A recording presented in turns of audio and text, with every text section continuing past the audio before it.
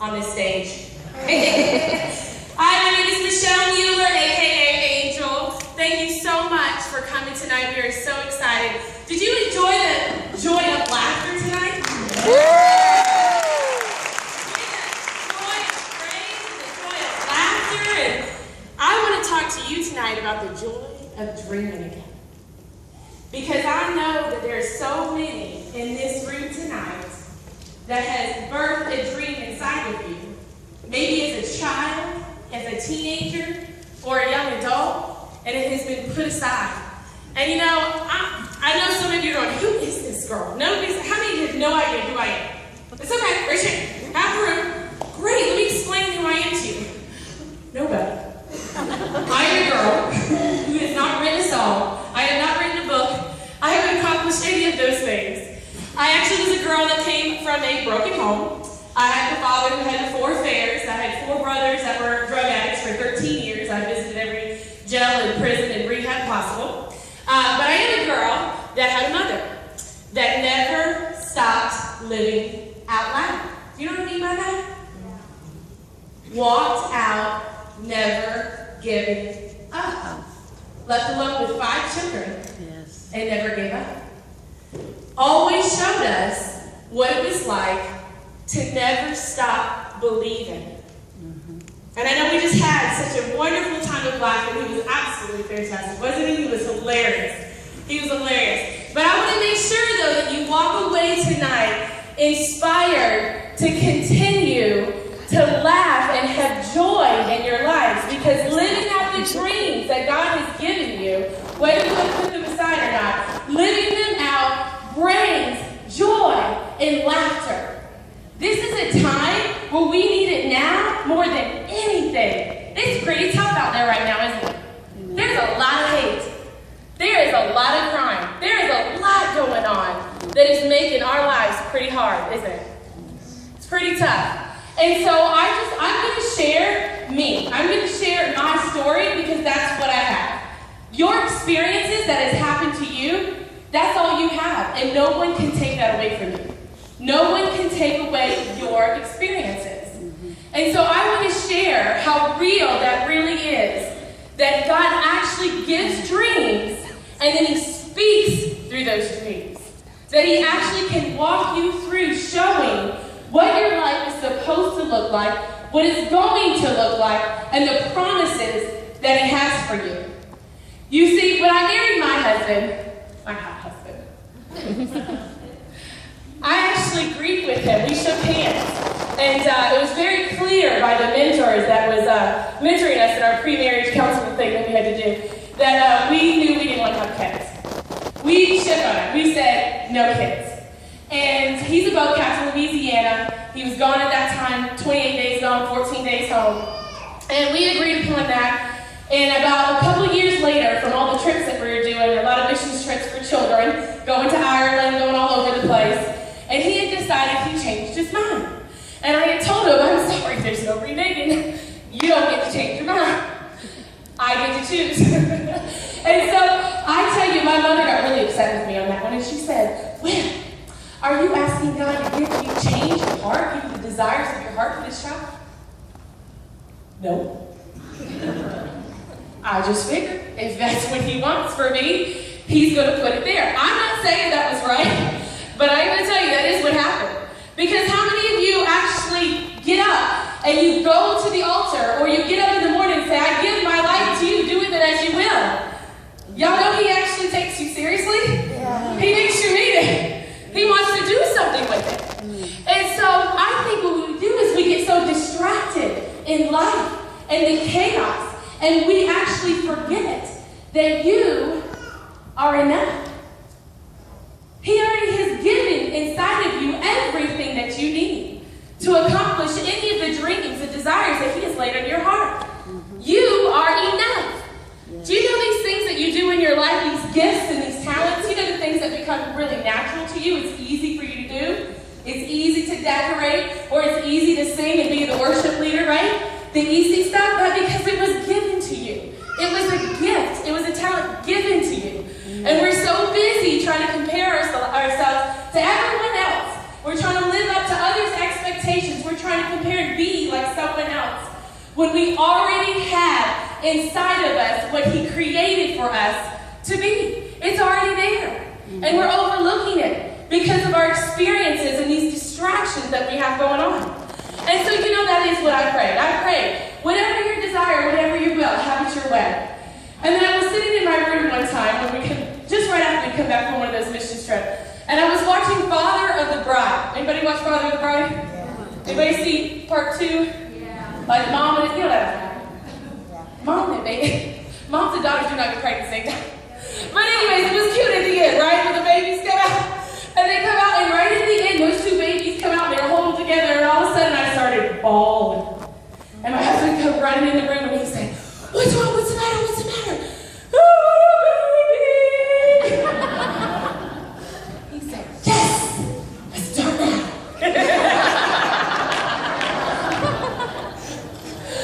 And I was a healthy young woman. He's a healthy young man. I thought nothing of it. And that was over 9 years ago. 9 years ago. And in 7 years, we never got pregnant. No reason why at all. No reason why. And you know what? I promised the Lord something. I said, I'm not going to be that girl. I'm not going to be that girl that becomes so obsessed that I will demand it of you and get angry at you. I'm just going to keep praying, do with my will. Do with it as you will. Whatever's going to happen is going to happen. And I just had to keep continuing on with that because I didn't want to be angry and I didn't want to be bitter because I just know that robs you of your joy and your peace and your calling. And I finally realized, because I was taught how to never give up, that I had a calling. That I was going to become a successful entrepreneur that was actually used in a business that I could actually use as a ministry to love on women and to teach them how to renew their minds and how to start all over. And so I just continued on with that journey. And, about 7 years, so it was about 2011, I remember something happened to me. You see, right before that, it wasn't long before that I had a couple of those drug addict brothers and their girlfriends get pregnant. And for the first time, I got angry. I got very angry, and I said, that's not fair.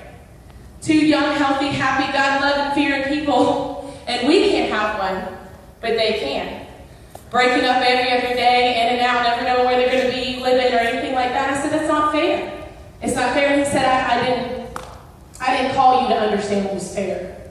I called you to understand to trust me and to love people unconditionally. And so I picked myself back up and I said, I promise I wouldn't do that. I promise I wasn't going to do that. And I remember coming to church that 2011, 2012, and that Mother's Day. I remember coming and I remember being so angry because all of a sudden it was like that strength and that joy and that peace that he had given me to protect me from being bitter and angry. It was almost like it was lifted and it was removed off of me. You see, I have to explain to you how important it is that you understand this dream thing. I was working in Mississippi and Louisiana and Alabama with all of my girls in my unit. I was running around and teaching them and educating them as best as I could. And I went to sleep one night and I was literally in my work zone, my work field. And I went to sleep and I had this dream. Have you ever had a dream that when you woke up, you didn't even realize it wasn't real? Was that real to you? That had never happened to me before. And I had this dream where God was taking me kind of from situation to situation with my girls and showing me how to help them, giving me answers. And I remember just going, that was so cool, God, I've never thought of that. And then I was in the kitchen and I was wrapping up and I was getting all my paperwork together. I was all done. And there was this young lady that walked into the side of the kitchen and she had long brown hair. And she come walking in with a little boy in her hand, about 3 to 4 years old. He looked like this little mixed boy. It's the most beautiful thing I've ever seen. And I walk in and I look down at her and I said, who is this little guy? And she said, well, he's yours now. And I said, what do you mean? And this is my dream self. He's yours. You can have him. I said, you're just going to give me this child? You're just going to give him to me? She said, yeah. And he ran over and he wrapped his arms around my leg and he said, Mommy, I'm yours. And you're mine. And it will be forever. And I just started crying and holding him. I said, I don't understand. You're just giving me this child? And then I woke up. And I was so, like, sweat was coming from me. I was so, like, freaking out. Where is he at? Where's my son? Where's my son? It was so real to me that God had just handed me a child. And so I went home and I told my husband, I said, honey, I think that we're supposed to adopt. And I told him my dream and I explained to it in detail. And he said, well, I don't really know what to do. And I said, I don't either. I don't know what that means.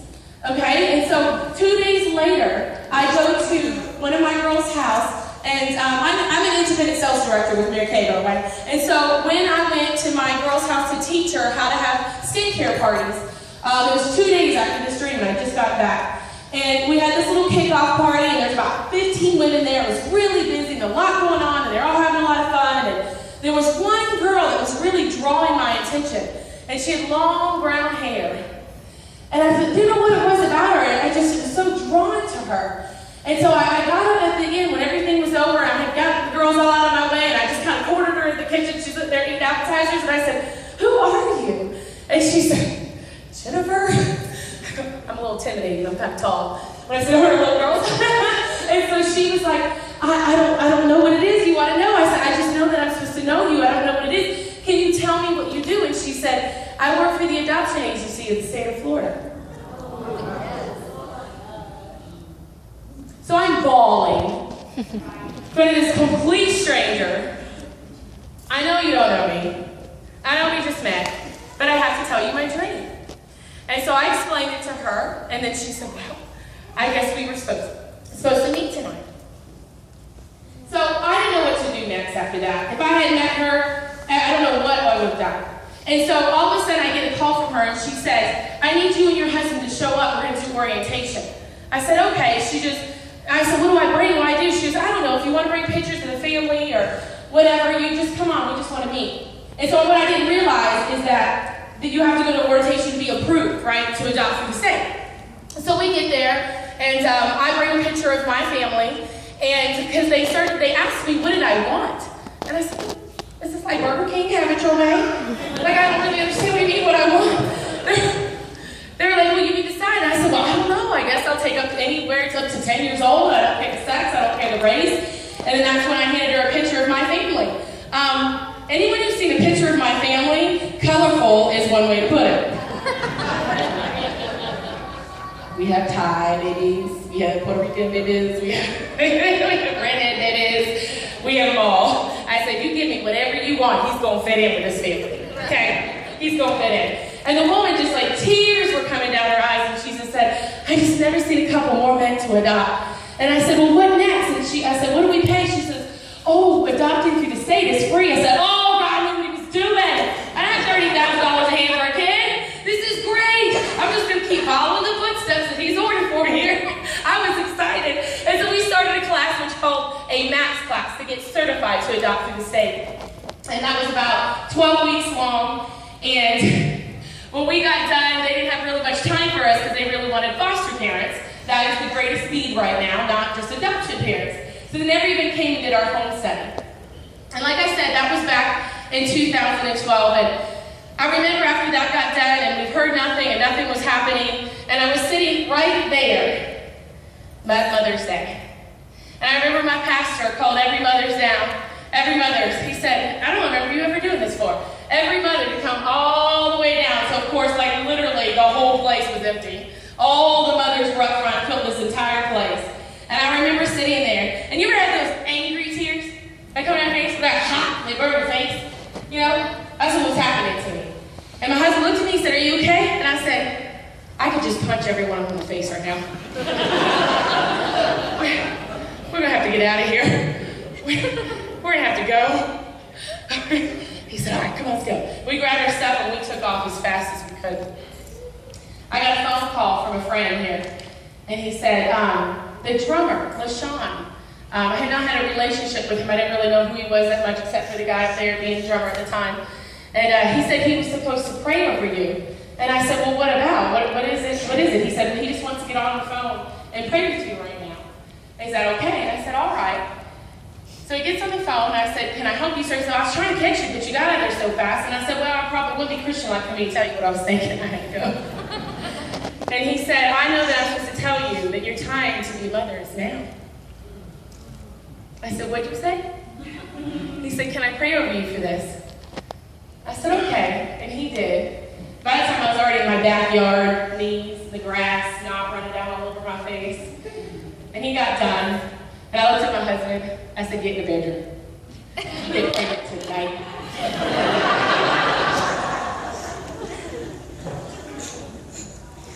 3 months later, I had a running partner.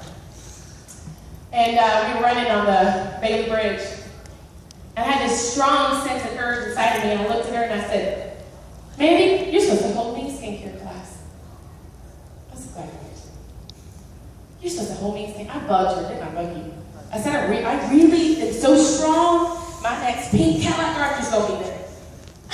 She said, okay, we're going to have this party. And we did this very hard, picking a date, and I kept on her, I could never kept on anyone like that, period. I just knew something inside of me said she was supposed to have a party for me. And so we had that party, and a few women showed up, and I was waiting for something huge and miraculous. I'm like, what's going to happen at this party? And we had a good time. It was nice women. It was fun. We left, and it was like, oh, that was it.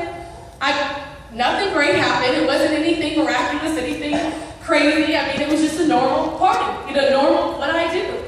And 2 weeks later, she calls me, and she says, do you remember the girl that was at that party? Her name is Laura. I said, yeah, I remember meeting her. And well, she just called me, and her cousin is pregnant and wants to give her baby for adoption. She wants, I really told her she needs to talk to you. I said, what? And so I literally meet them at Starbucks a couple of weeks later, and she's almost 6 months pregnant. And I'm sitting there, and we're looking at each other, and I'm like, are you sure? I mean, look, what is going on? And so then I'm trying to feel her out. I'm like, I got $30,000 to hand you for your kid. And she said, okay. I just want to make sure she's the best home possible. So you're just going to give us a child. You're just going to give, that's it? You're just going to give us a child. She said, yeah, I know that you're supposed to be the parents for this baby girl. So that very next Mother's Day, I sat with my 6-month-old in my lap.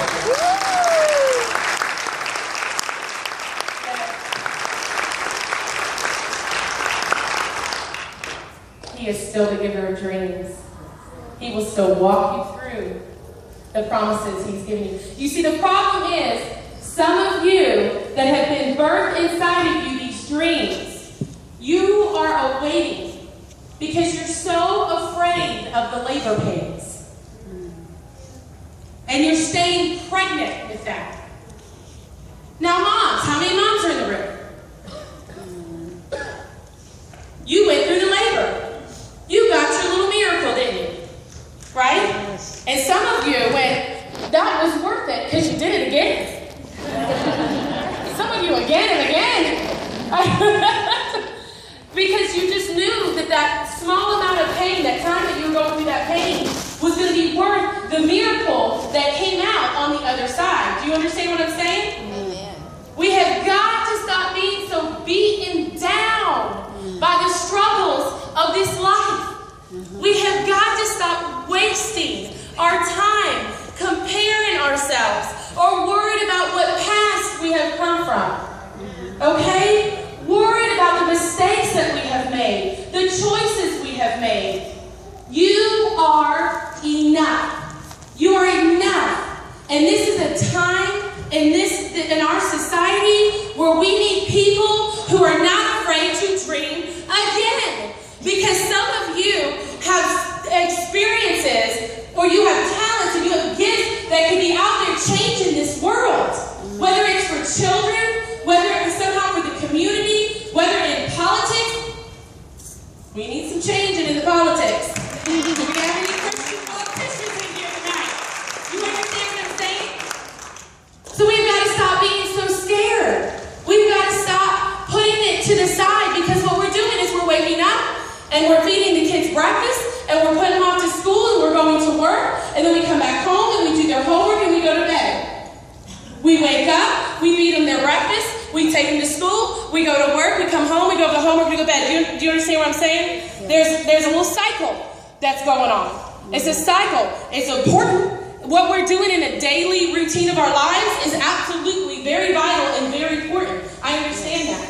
But there is so much more that He has called you to do than to stay in your bubble. Amen. To stay in your safe little home, your safe place, when there are too many that have been hurting, that have been abused, that have been victimized, that have struggles, and they have no answers and no way to get out of them. And so I just want to invite you tonight to think a little bit deeper. And I'm not even talking about think. I want to know if anyone senses the Spirit tonight to give birth to your dream tonight. That you know that He's called you to do something greater than your daily routine. He's called you to live out loud, to never give up, to never lose faith, to never lose hope, to stop giving up on yourself. Stop giving up on yourself so you can stop giving up on other people. People are giving up on all the time. And that's the whole point. And I hope that you tonight can walk away that there's this life that God has created for us that is still for laughter, for praising, for joy, and for dreaming. We need to start dreaming again. And so I want to invite Nicole back up here. She has such a beautiful voice. She has a beautiful voice. I want her on the piano tonight. And I'm going to ask if anybody wants to be brave tonight. I want to ask because I feel like there's two groups in this room. There's two groups. There's one group that you had a dream that you have buried deep inside. You have put it to the side and you have just decided to give up on it. You decided, because let me tell you something. You know, we're so waiting for the other person to be called because we think that they got it together more than we do. Okay, y'all know they in high school got rid of Michael Jordan, the basketball team. They said he wasn't any good. You know, I mean, I could go over 1 million of famous people that they would get. You know, Walt Disney, they fired him from the newspaper and said he wasn't creative. Isn't that funny? Because He isn't asking for you to be so perfect and have it all together. Because He'll equip you. You'll just say, I'm willing. I'm willing to be used. And I have a dream, whether it's in your business, whether it's in an organization, or in your church, or in your family. You have a dream that you know that if you will be brave enough to live out loud, that